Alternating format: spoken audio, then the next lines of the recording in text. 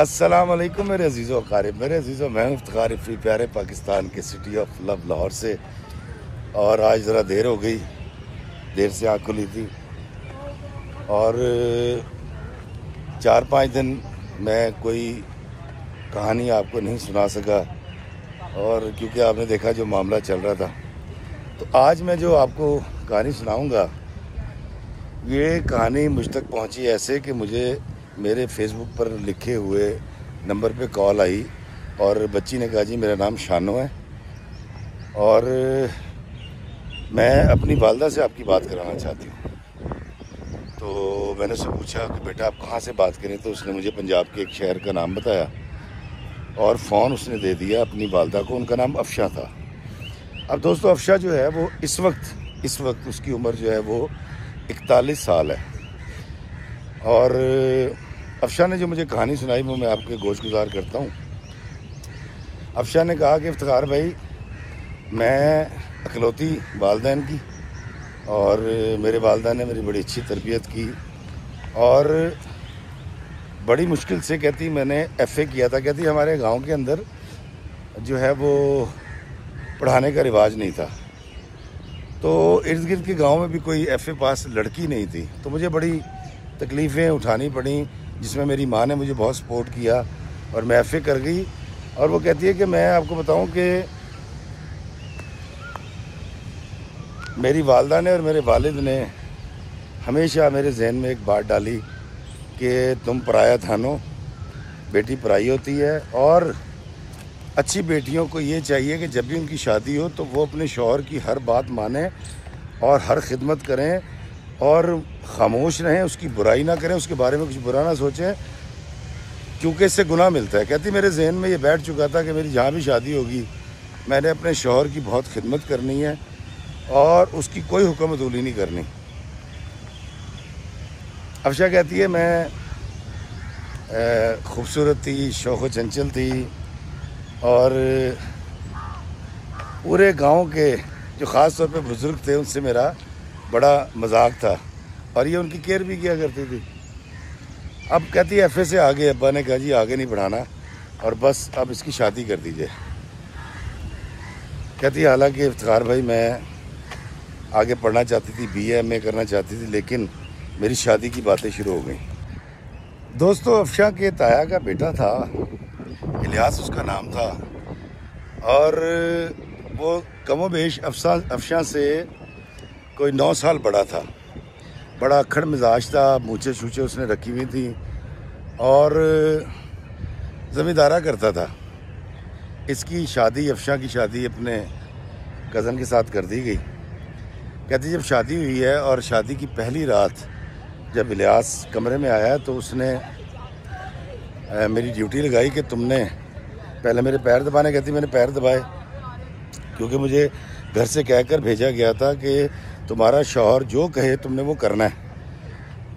और उसके बाद कहती तकरीबन कोई रात को 10:30 बजे, कहती सर्दियों की रात थी, 10:30 बजे उसने मुझे कहा कि तुम मेरे सिराने खड़ी हो जाओ और फजर की जब अजान होगी तब तुमने मुझे जगाना है और मैंने नमाज़ पढ़नी है। तो अफशा कहती कि मैंने उसके हुक्म की तामील की, क्योंकि मैं ये समझती थी कि ये मेरा फ़र्ज़ है जो मेरे शौहर ने मुझे कह दिया। कहती मेरी हालत बुरी हो गई, मैं शदीद सर्दी के अंदर अकड़ती रही खड़ी होकर, मैंने अपने कंधों के ऊपर कंबल डाल रखा था। कहती मैं वहाँ खड़ी रही और बड़ी मुश्किल से जब जैसे ही मौलवी साहब ने दरूद पाक पढ़ना शुरू किया और उन्होंने अल्लाह अकबर की सदा बुलंद किया तो मैंने अपने शौहर को उठाया। तो मेरे शौहर ने मुझे कहा कि जाओ जाके पानी गर्म करो। कहते मैंने पानी गर्म किया, उसको वज़ू करवाया, खुद वज़ू किया और उसके बाद हम दोनों ने नमाज़ पढ़ी। फिर उसने मुझे कहा नाश्ता बनाओ, पहला रोज़ था। कहती मुझे कोई हर्ज नहीं था। कहती मैं गई, मैंने नाश्ता बनाया, मेरे शौहर ने नाश्ता किया और वो खेतों में चला गया। कहती मैं दोपहर को कुछ देर सो ली। रात को जो है वो वलीमा था और वलीमे में अच्छा दोस्तों, ये वलीमे वाली बात मैं आपको ज़रूर बताना चाहूँगा। रात को नहीं, मतलब दोपहर को वलीमा था, लेकिन वलीमा था कैसे। जब मुझे अफशा ये बता रही थी तो मैंने सोचा मैं इसको ज़रूर डिफ़ाइन करूँगा मैं लाहौर में संत नगर में रहता था। संत नगर वो आखिरी हद थी कि जिसके आगे खेत शुरू हो जाते थे और फिर बंद रोड आता था और उसके आगे रावी बहा करता था। तो मैंने खेत भी देखे मैं लाहौर के अंदर रहते हुए। खुतियाँ बना के हम पैरों से पिलगोलियाँ भी खेलते रहे, हम गुल्ली डंडा भी खेलते रहे, खिद्दू के साथ खिद्दू बना के खेलते रहे। उसने जो शादी का मंजर खींचा दोपहर की वो ये थी कि चारपाइयाँ बिछा दी गई और कनाते और तंबू लगा दिए गए। मर्दों के लिए तो कनाते लग जाती थी, औरतों के लिए तंबू भी लगाया जाता था ताकि पर्दे का एहतमाम रहे। और चारपाइयाँ के ऊपर सारे लोग बैठते थे, बारात है या वलीमा है, मेहमान। और एक प्लेट होती थी बड़ी जिसके अंदर एक तरफ थोड़े से मीठे चावल यानी जर्दा और दूसरी तरफ बहुत ज़्यादा पुलाव होती थी। और साथ में होता था एक प्याला, चीनी का प्याला उसको कहते थे। चीनी के प्याले के अंदर होता था पालक गोश्त, या अगर पालक गोश्त नहीं है सालन है तो फिर सालन हुआ करता था।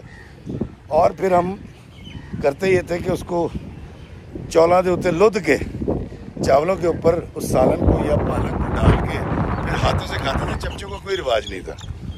आप में से बहुत सौ को वो शादी याद आ गई होगी जिसका मैं जिक्र कर रहा हूँ। और इसके अंदर पानी के जग भी होते थे और लस्सी भी हुआ करती थी। और ये वो सिलसिला हुआ करता था कि जब ख़वातीन अलग खाना खाती थी, मर्द अलग खाना खाते थे।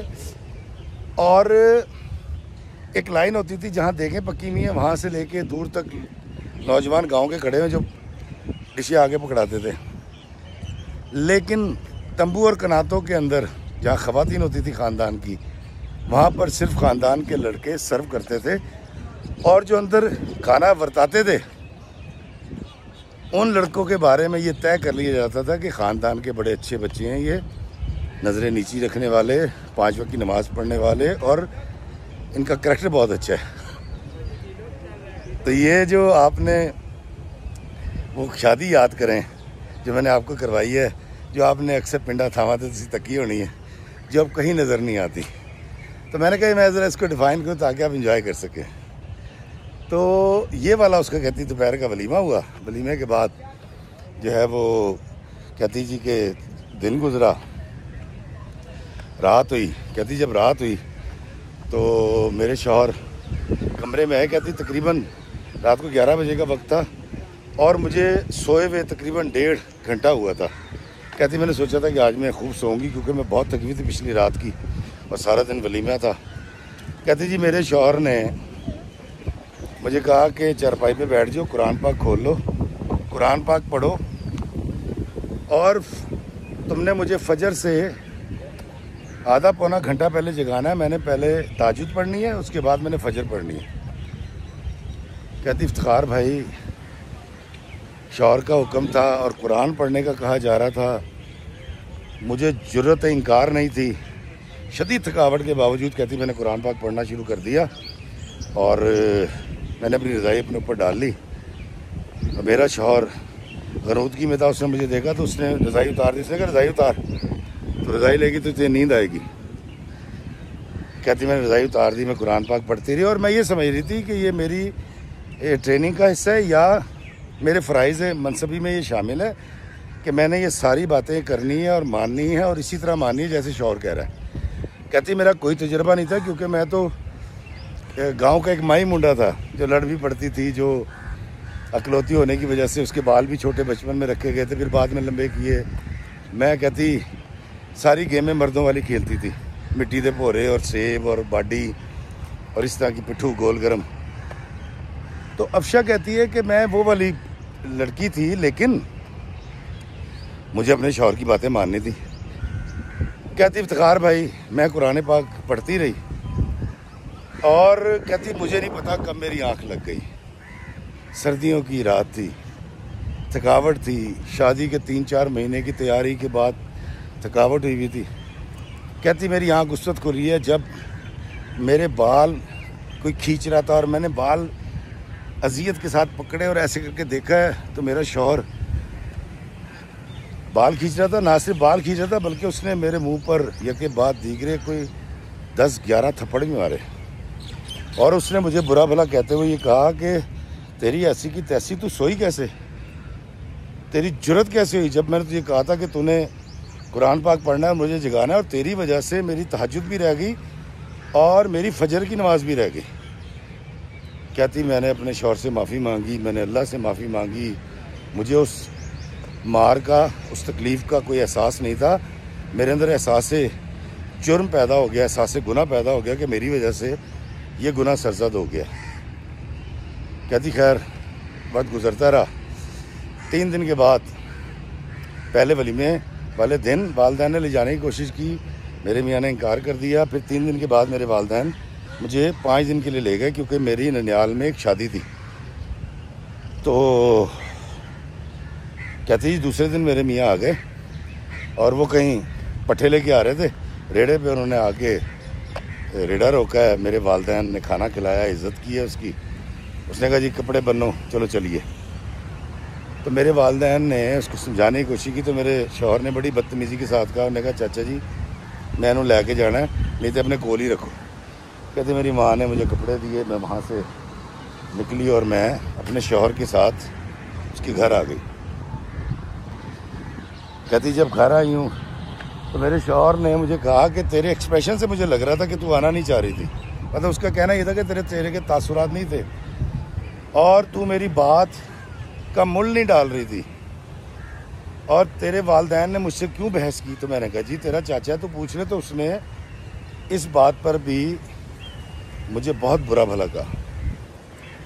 कहती वक्त गुजरता गया, वो जैसा कहता मैं वैसा करती, वो जब सोने के लिए कहता मैं तब सोती, वो जब जागने के लिए कहता मैं तब जागती, और जो पकाने के लिए कहता, जितना खाने के लिए कहता, जिससे मिलने के लिए कहता। कहती मुझे ये पता था कि मेरा शौहर जो मुझे कहेगा मैंने इसकी हर बात को अमन्ना सदकना कहना है और मानना है।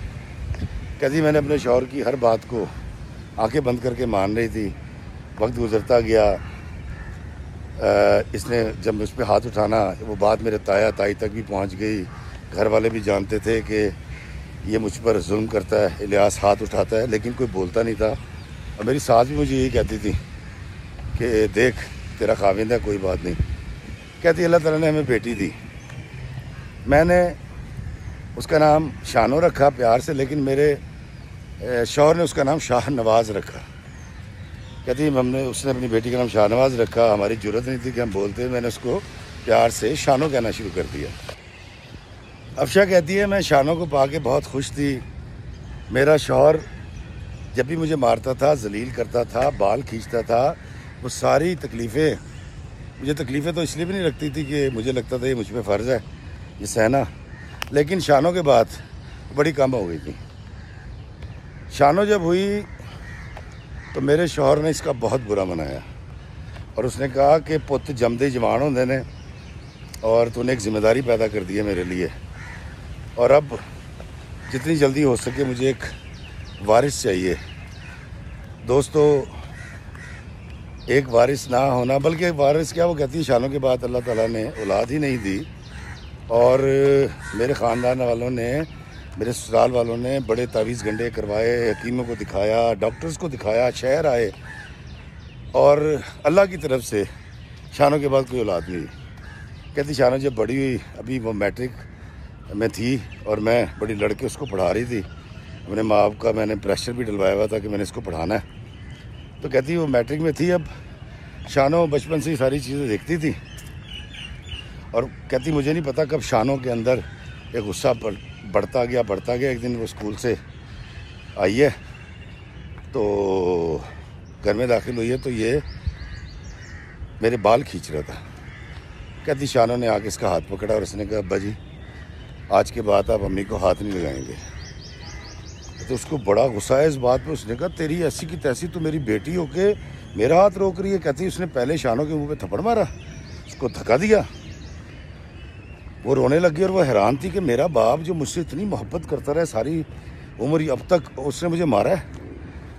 और कहता जी उसने कपड़े बांधे हमारे, और कहती मेरे बाप के घर ले आया, और उसने वहाँ गया नहीं अपने चचा के घर, इसके अफशा के वालदैन इलियास के चचा थे, चची थे, तो वहाँ ले, और वहाँ ला के कहती उसने तमाशा किया है, बकवास की है कि जी तुम्हारी बेटी तो है ही बुरी, इसने मेरी बेटी को भी अपने साथ ला लिया है और आज मेरी बेटी मेरे सामने खड़ी हो गई है और पत्नी क्या क्या बातें करके फसीते करके मेरे माँ बाप रोकते रहे, छोड़ के चला कह रहे जी रखो अपने घर। कहती जब वो चला गया मेरे वालिदैन ने मुझसे पूछा कि तूने क्या किया है, तो कहती मैंने फिर बात को टालने की कोशिश की, लेकिन फिर कहती शानों ने एक एक बात बता दी कि ऐसे होता है, ऐसे मारते हैं, ऐसे जगाते हैं, ऐसे करते हैं और अब मुझे भी मारा। कहते ये मेरे माँ बाप को पहली बार पता लगा था, उनको तो चढ़ गई तप, उन्होंने तो पंचायत बुला ली, पंचायत बैठ गई, मौलवी साहब बैठ गए, सब ने बड़ी जलालत हुई उसकी मेरे शौहर की, इलियास की, और उनको पहली दफ़ा पता लगा। उन्होंने कहा तुमने जुर्रत कैसे की और तुम क्यों मार खाते रही? तो कहती मैंने मौलवी साहब को बताया कि मौलवी साहब मुझे मेरे माँ बाप ने कहा था कि इसकी हर बात माननी, कोई हुक्मदुली नहीं करनी। मैंने कहा बेवकूफ़, उसके अंदर मार खाना जो थोड़ी होता है। कहती है मुझे क्या पता, क्योंकि मैं तो गांव में पली बड़ी थी और वालिदैन का भी हुक्म था और इर्द गिर्द मैं बहुत सारे घरों में बहुत सारी ख़वातीन को रोज़ाना पिटते देखती थी, तो मेरा ख्याल था कि औरत की ज़िंदगी का ये लाजिम और मलजूम हिस्सा है जिसमें उसने घर से बाहर जाना है, खेत में काम भी करना है, वाडी भी करवानी है, बुआई भी करवानी है, गतावा भी करना है, डंगर भी चोने हैं और उसके बाद उसने रोज़ाना मार भी खानी है। कहती मौलवी साहब ने मुझे बताया कि नहीं, तुम्हारा शौहर तुम्हें मार नहीं सकता, अजियत नहीं दे सकता, बुरी ज़बान नहीं इस्तेमाल कर सकता। तो कह रही तब पहली बार मुझे शऊर मिला कि अच्छा ऐसे होता है। खैर क्योंकि इलियास की नकाती हुई थी, उसने माफ़ी मांगी, माफ़ी मांग के पंचायत ने हमें हमारे घर भेज दिया। कहती अब जो मैं वापस आई थी मौलवी साहब से मिल के और बातें सुन के और पंचायत की, तो अब मैं वो पहली वाली अफशा नहीं थी, मैं वो औरत थी जो अपने हकूक़ के बारे में थोड़ा बहुत जान गई थी और उन हकूक़ के बारे में जो दीन मुझे देता है। तो कहती जी मैंने थोड़ा सा रवैया बदला कि जब वो बोलना शुरू करता था तो मैं उसको घूरती थी, कभी कभी चुप हो जाता था, कभी कभी तब जाता था, लेकिन ये मुझे पक्का पता था कि अगर ये मारेगा तो मैंने इसका हाथ भी रोकना है और मैंने फिर सरपंच को या मौलवी साहब को बताना भी है कि ये मुझे मार रहा है, हाथ उठा रहा है। कहता बड़ा खिंचाव हो गया घर के अंदर, 3 साल 4 साल गुजर गए। बेटी ने जब FA किया, मैंने आगे पढ़ाना चाहा तो उन्होंने कहा जी पढ़ाना नहीं है, हमने हर सूरत इसकी शादी करनी है। यानी मेरा शौहर चाहता था कि शानों की फ़ौरन शादी हो जाए। अफशा कहती है कि मेरी और शानों की शदीद ख्वाहिश के वो शानों आगे पढ़े, लेकिन मेरे शौहर ने खप डाल दी, उसने कहा बस इसकी शादी करनी है और गांव के पिंड के नाई को जो रिश्ते करवाता था उसको लगा दिया गया। वो एक रिश्ता लेकर आया, मास्टर अब्दुल्ला थे, रिटायर्ड थे और उनका एक बेटा था जो YBG करता था, घर की ज़मीनें थी लेकिन वो BA पास था, शहर से पढ़ के आया था और माँ थी नहीं घर में। करीब अब्दुल्ला साहब आए, उन्होंने आके शानों को देखा, इसको रिश्ता पसंद आया। अब्दुल्ला साहब से शायद इसके पहले को मरासिम भी थे। कहती जी इसने जल्दी जल्दी चट मंगनी पट ब्याह वाला काम किया, इसने शानों की शादी कर दी, मेरी बेटी रुखसत हो गई। अब शानों के जाने के बाद कहती मुझे अकेलापन महसूस होने लगा, मुझे लगता था मेरा सारा छिन गया, मेरी ढारस थी, जब मुझे कुछ कहता था मैं उसको सुनाती थी, रो लेती थी। वो मेरी सहेली थी जो मुझसे छिन गई थी। कहती मेरे लिए बहुत मुश्किल हो गया था अब अपने शौहर को बर्दाश्त करना। और जूं मैं पढ़ती गई कि एक औरत दीन इस्लाम में क्या क्या राइट्स लगती है, तो कहती मुझे अपनी साबका ज़िंदगी में अफसोस होने लगा और मेरे जहन में ये बातें आने लगी कि मैंने पहले दिन ही इसके मुँह पे थप्पड़ क्यों नहीं मारा। कहती एक दिन दावत कर रखी थी अब्दुल्ला साहब की, दामाद की और बेटी की हमने। कहती मैं खाना पका रही थी और कहती मुझे बिल्कुल नहीं पता किसको किस बात पे तपती। कहता घर अंदर आया और आके मुझे कहता है कि तूने दावत पे इतने सारे पैसे लगा दिए हैं। तो मैंने कहा जब से बेटी की शादी हुई है पहली दावत कर रहे हैं और ये तो करनी पड़ती हैं। वो आपने सुना नहीं कि जब बेटियां घर में आती हैं तो रोटियां खाती हैं और जब ब्याही जाएँ तो बोटियां खाती हैं। कहती मुझे नहीं पता कि इसको क्या समझ आया। कहती जी इसने मुझे मारना शुरू कर दिया।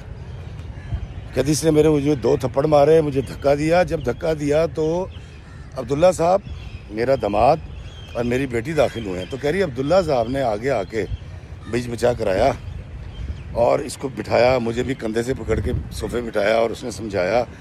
ये चुप हो गया क्योंकि मेहमान आ गए थे। कहती जब अब्दुल्ला साहब चले गए और उनका बेटा और मेरी बेटी यानी उनकी जो बहू है चले गए, तो इसने एक इतनी घटिया बात की। इसने कहा तू सच से बता तेरा अब्दुल्ला साहब से क्या ताल्लुक़ है। कहती मैंने इसकी शक्ल देखी, मैंने कहा शर्म कर, खुदा का खौफ कर, बस यही बाकी बचा था। सारी ज़िंदगी तूने जो जुल्म सितम किया है। कहती उस दिन पति मैं किस मूड में थी। कहती मैंने एक बड़ी लंबी चौड़ी तकरीर की।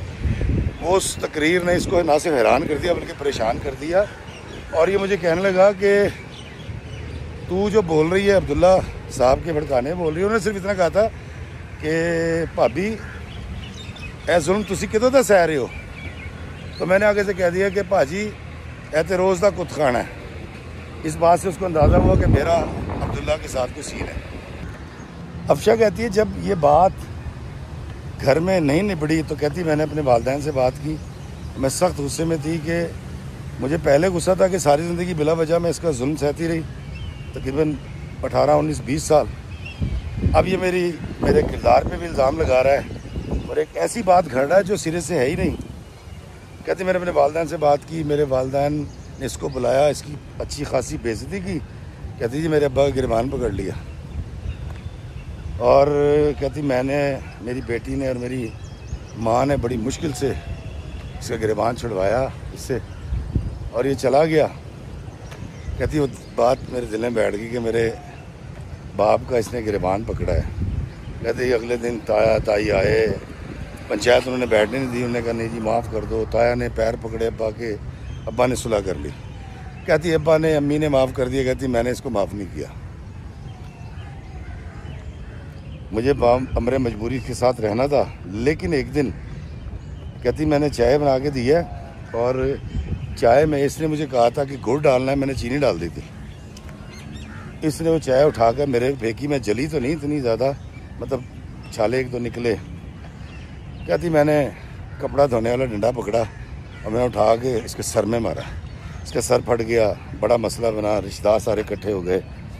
और इस बात के ऊपर मैंने उससे साफ कहा कि मैंने तेरे साथ नहीं रहना, मुझे तलाक चाहिए। कहती सारा ख़ानदान पागल हो गया, सब ने सर जोड़ लिया, मैं अड़ गई। कहती ये बात जब अब्दुल्ला साहब तक पहुंची, और पहुंची भी कैसे कि मेरा शौहर उसके पास गया और उसने बदबख्त ने जाके अब्दुल्ला से कहा कि अब्दुल्ला भाई से, कहती मैं उसको भाई कहती थी, कि तेरे चक्कर में मेरी बीवी अपना घर ख़राब कर रही है, उसको समझा, तलाक मांग रही है। और उसने पूरे गांव के अंदर ये बात कर दी। कहती उसने सारे रास्ते बंद कर दिए। मैं अड़ गई और अल्टीमेटली कहती पंचायत बैठी और मैंने उससे तलाक ले ली इफ्तिखार भाई। और अब जो मेरी बेटी है अफशा, ये फजूल किस्म की मुझसे बातें कर रही है। तो कहती अभी वो ये बात कर रही थी, यहाँ तक उसने सुनाई बेचारी ने, अफशा ने। तो शानों ने उससे मोबाइल शायद ले लिया। उसने कहा इफ़ी भाई आपने सारी बात सुनी? इफ़ी अंकल, मैंने कहा हाँ। कहती है मुझे बताएं मेरी मामा की उम्र जो है वो इस वक्त 42, 43 है। और कहती जो मेरे ससुर हैं उनकी एज है 61 और वो माशाल्लाह बड़े फिट हैं, सुबह नमाज़ पढ़ते हैं। वो इस उम्र में 2 घंटे सुबह वॉक करते हैं, खेतों में काम करते हैं और साइकिल चलाते हैं, जबकि वो घर में मोटरसाइकिल है। तो मैंने कहा बेटा ये सारी बातें बताने का क्या मकसद? वो कहती है कि मैं चाहती हूँ कि मेरी अम्मा मेरे ससुर से शादी कर लें। तो मैंने कहा बेटा पहली तो बात ये है कि समधन और समधी की शादी मेरा ख्याल हो सकती है, ये मेरा इल्म कह रहा है, लेकिन अगर दीन में ये प्रोविज़न मौजूद है, अल्लाह का हुक्म है, तो ये तो बड़ी अच्छी बात है कि तुम्हारी मामा तुम्हारे ससुर से शादी कर लें। अच्छा है कि तुम्हारी माँ भी होगी, तुम्हारी सास भी होगी और एक ही घर में रहोगी, और कम से कम बेचारी का इजाला हो जाएगा उन तकलीफ़ों का जो तुम्हारा बाप उसको उम्र भर देता रहा। उसने कहा ये मामा को समझाएं। मैंने जैसे ही उससे कहा मुझे, मैं कहा जी अफशा, तो उसने कहा फिर भाई देखें इसका दिमाग ख़राब है, इसको समझाइए, पागल हो गई है मेरी बच्ची। तो आप क्या कहते हैं? मैं कहा अफशा बहन, अगर तो दीन में इसकी प्रोविज़न मौजूद है, क्योंकि मैं आलिम नहीं हूँ, तो फ़ौरन से पहले आप अब्दुल्ला साहब से शादी कर लें। कहती वो मेरे भाई। मैं कहा ये तो बेटा वो तो हैं तो नामहरम आपके लिए, अगर दीन इजाज़त देता है तो फ़ौरन शादी कर लें। और जब आप शादी करेंगी तो मुझे ज़रूर बताइएगा, ये भाई ज़रूर आएगा आपकी शादी में और आके भंगड़ा डालेगा। दोस्तों, वो फ़ोन तो बंद हो गया, लेकिन ये कहानी आप तक पहुंचानी थी जो मैंने आज पहुंचा दी। मुझे ज़रूर बताइएगा कि क्या अफशा को अपने समधी से शादी कर लेनी चाहिए या नहीं। और आपके कमेंट्स यकीनन अफशा और उसकी बेटी जो है वो पढ़ेगी शानो, और उनको एक रास्ता मिल जाएगा। लेकिन मैं फिर कहता हूँ, मेरा इल्म इतना ज़्यादा नहीं है, आलिम दीन बता सकते हैं कि क्या समधी और समधन की शादी हो सकती है। अगर हो सकती है तो मैं फिर दोबारा कहूँगा, और आप भी अपनी राय दीजिएगा कि क्या अफशा को अब्दुल्ला से, मास्टर अब्दुल्ला से शादी कर लेनी चाहिए या नहीं, ताकि उसकी तकलीफ़ों का इजाला हो सके। मुझे दीजिए इजाज़त इस दुआ के साथ कि अल्लाह में आसानियत फरमाए और आसानियत तकसीम करने का शर्फ अता फरमाए। आमीन। अस्सलाम वालेकुम व रहमतुल्लाहि व बरकातुहू।